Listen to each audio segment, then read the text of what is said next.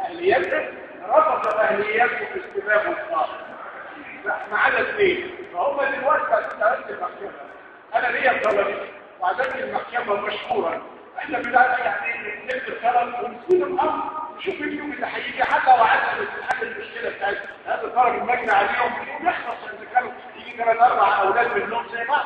انما انا يعني يهمني الوقوف على يعني مدى سيطره المتهمين عليهم.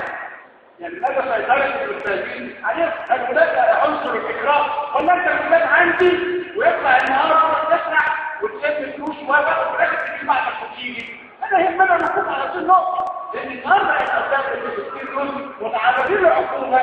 انا اعلم هذه العقوبه تصل الى المؤبد ولست خاطئ.